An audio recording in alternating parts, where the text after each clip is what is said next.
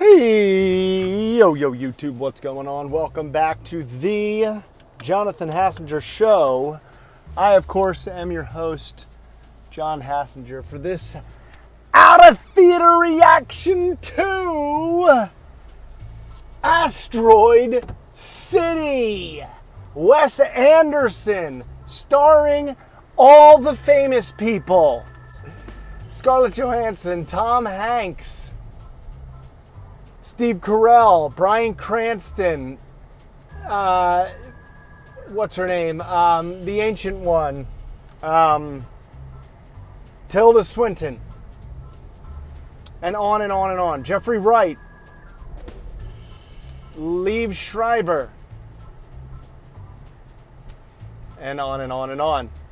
And look, I gotta tell you, I know Wes Anderson, I know the movies he makes, but I never see them.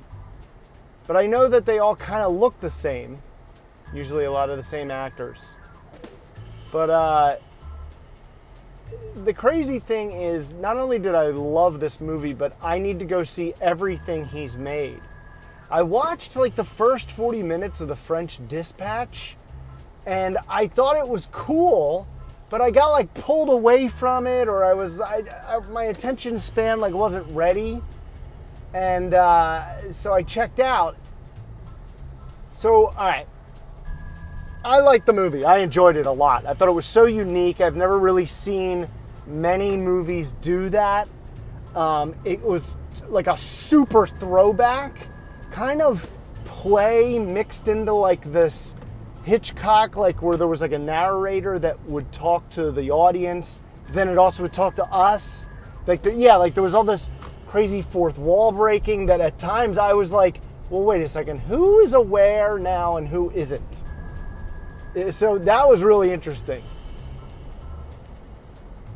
But before and after the movie are the parts of this experience that I'm really going to remember the most. So when I get into the theater, there's only one other couple in the entire thing. So it's like maybe like 25 seats. It's small, but they got the big, huge reclining seats.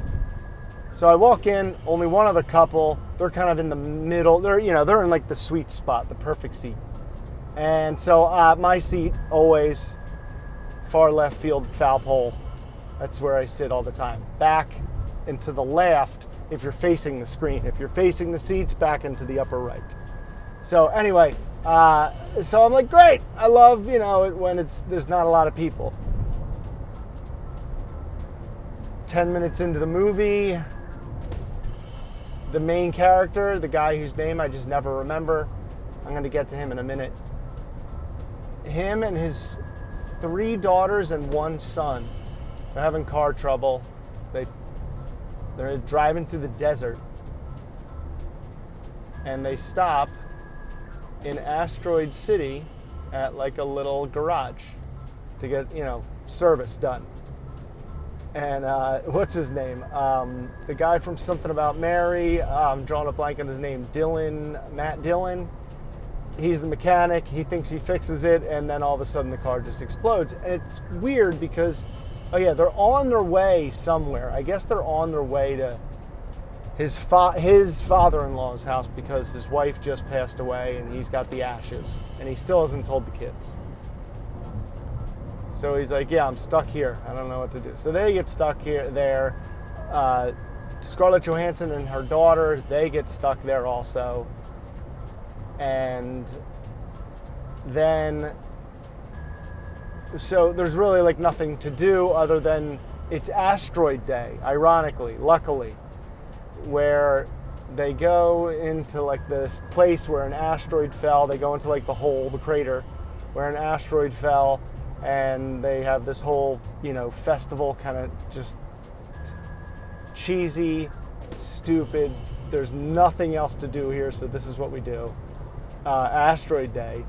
So there's a part where every like 57 years or something, an ellipsis happens, a solar ellipsis, astronomical ellipsis or something, where all like the Milky Way, something else, and something else all are facing the same way. They put a box over their head like you do with an eclipse, and you can see 3 dots. So they look up. They're like, all right, let's count down, 2, 1. They put their boxes on. The one kid's got it on backwards. They spin it around. 1, 2, 3 dots show up. These orange glowy dots, and everyone's like, ooh, so cool, this is amazing. And then a 4th green dot shows up. And everyone, and the main kid, the main character, whose name, I'm going to get to him. I just can't remember his name, and I feel like it's so common. But anyway, a 4th green dot shows up. It's an alien. It's a UFO. UFO just kind of hovers above this crater that they're all sitting in. For this thing. A little like stick, like a ladder kind of thing drops down from the UFO. A like pretty poorly done, but funny, weird looking CGI alien with like big white buggy eyes that reminded me of something, and I just can't put my finger on it. He reminded me of something. Maybe like Harley Quinn, Poison Ivy's friend, the plant with the eyes on its like hands. I don't know. I feel like it's something else. There's something else that alien reminds me of. That's been in a movie or a TV show. Anyway, the alien takes it, and the alien then takes the crater, the meteor that made the crater. He picks it up, he poses for a picture, and then he leaves. That's the end of the first act. Another couple comes into the movie at this point. This is like 35, 40 minutes into the movie. And the movie's an hour and 45 minutes. This couple walks in. Okay, so remember, 25 seats. Theater's basically empty. Me and another couple. This couple walks all the way up to the back row, which I'm already like, are you kidding me? Well, you better sit right down. And they don't. What do? They walk all the way to the middle, and they flop their fat butts down. They've already missed 40 minutes of this movie, so sitting in the middle, back row, it's still, you're not even going to watch the entire movie. I don't care how good your seat is. Plus now you're 2 seats away from me. Way too close. When a theater is empty, you should be at least 8 seats away from me. At least. And that's a small theater. In a big theater, 15 seats away, minimum 2 rows also. So that bums me out. And of course they chit-chat through the whole time. Both couples, the women are like, I don't like it. I want to leave. I don't get it. And I was like, I know you don't get it. What are you doing here? Like, your boyfriend or your husband's a moron for bringing you to this.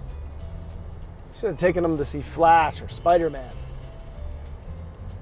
So, and they're on their phones.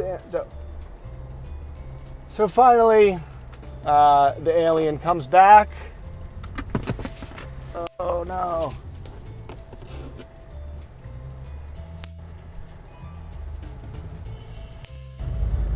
Finally, the alien comes back.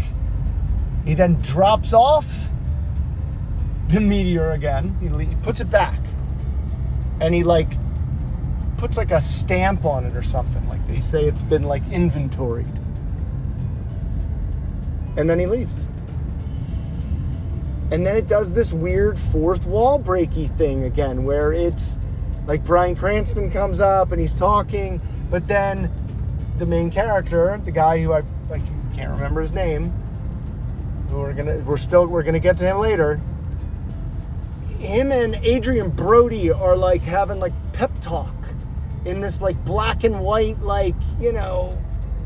I don't even know what the heck it is. Backstage kind of thing? Yeah, it's backstage, I guess, because At one point, he walks into like the wall of the asteroid like hole of the crater, and then he comes and he's backstage and it's in the black and white. Oh wow, yeah. See, there's a lot going on in this movie. That's why I liked it.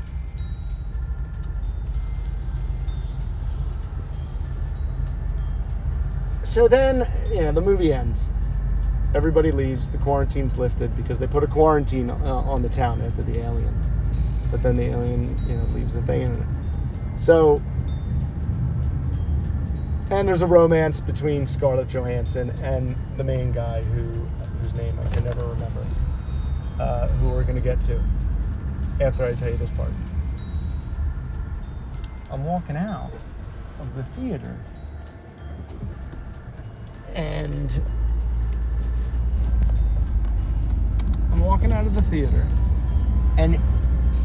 through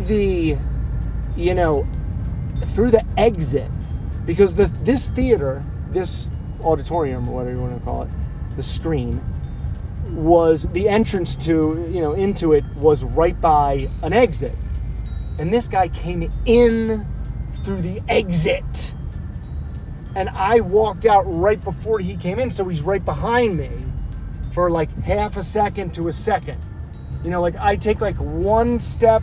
On the second step, I turn to, pretend check my phone, just so I could kind of like spin move and get this guy in front of me and not behind me. And I stop and I turn, and I also kind of like completely keep turning, and then I notice he stopped and he's turned towards me, and I look up and he points, like at the movie, and I look at his hand.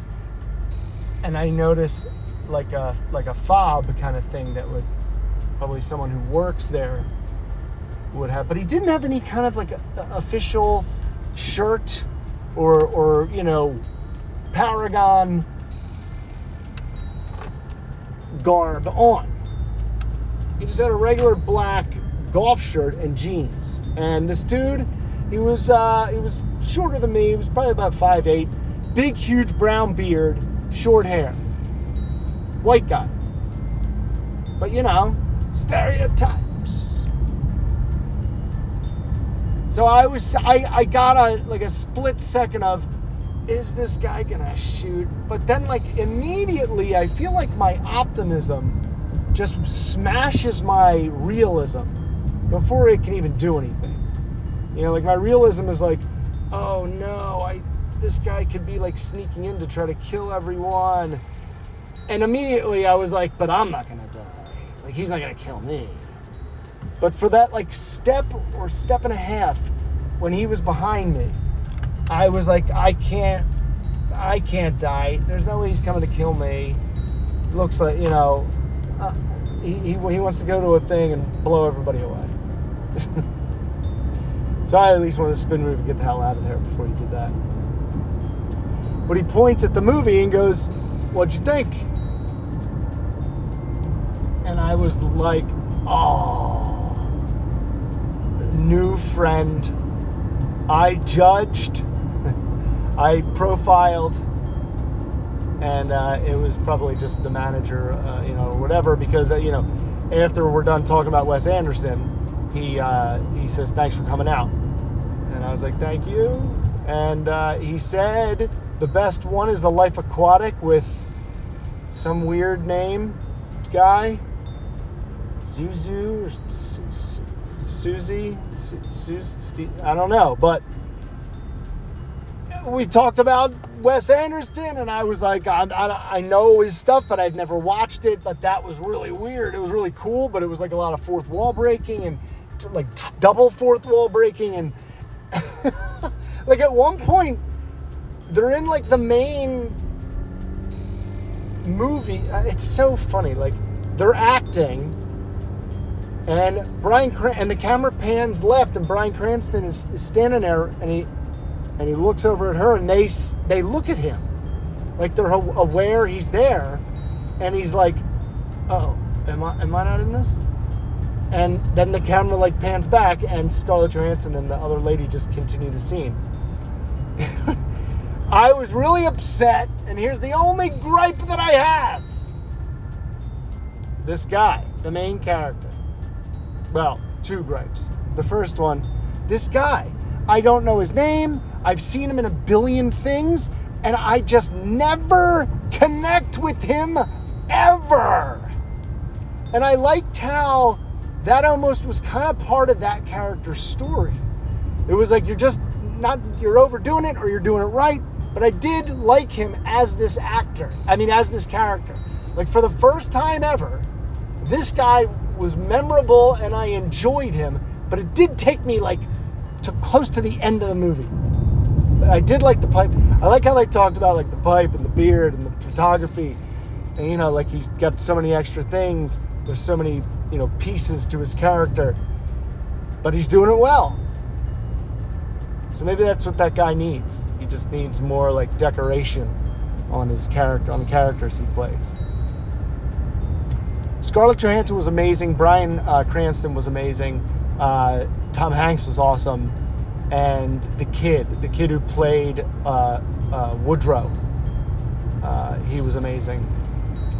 The daughters' names were like constellations, or there was a bunch of characters who were related, and it was Orion and Sirius, and I can't think of any right now. But anyway, so annoying audience members, annoying fellow patrons, a charming, delightful.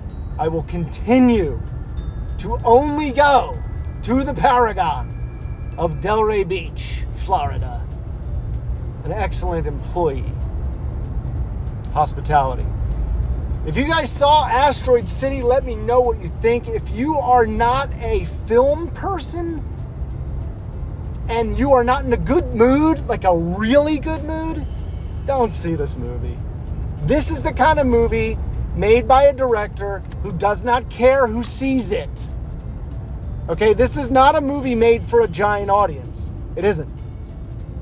It's just a movie for people who like movies, like plays, appreciate odd. That's it. Don't forget to like, don't forget to subscribe. I'll see you next week. I gotta go.